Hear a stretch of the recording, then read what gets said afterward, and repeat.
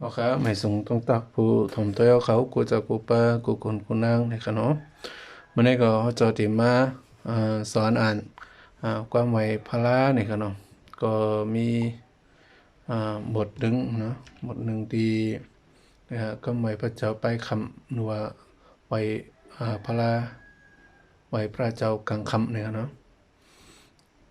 นี่ก็เป็นหัวข้อว่ากถามหานิพพานนะครับ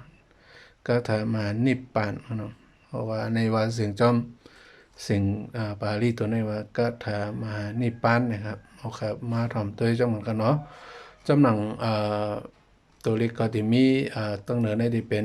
ปาลีใต้ธรรมของเนาะปาลีดิกธรรมของเนาะอันนี้เป็นความอ่านเสียงอ่านมันนะครับเนาะเสียงอ่านที่เฮ็ดเป็นดิกได้ไว้ครับเนาะ เอาคำมาตัวก็จำมันครับ นามารูปังอนิจจังขยะเทนานิจจังวัตานิปานังนามารูปังตุกขัง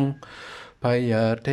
นะสุขังวัตานิปานังนามารูปังอนัตตาสารกเท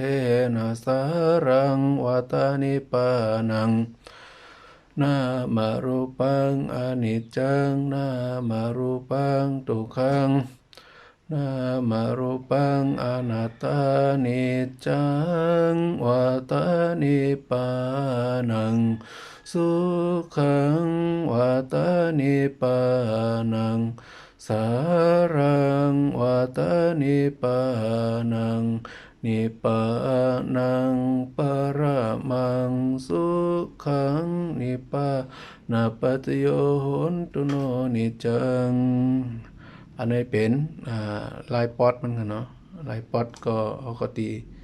ใส่ตัวนี้กับว่านิปานาปัจโยโหนตุโนนิจังนะครับเพราะว่ายาวๆจริงบรรวาเนี่ยก็ว่าสืบกับตัวนี้ครับนิปานาสัจจังปรังสุตุตสังสุนิบุญนังสุนิกัมพิรังอาจตังอภุตังอาชัตตังอมาตังอจุตังตัณหาขยังวิรากังนิปปันนิปปัญจาอนิจจิวันังอภยาปัจจังอภัยยังเขมังทุวัง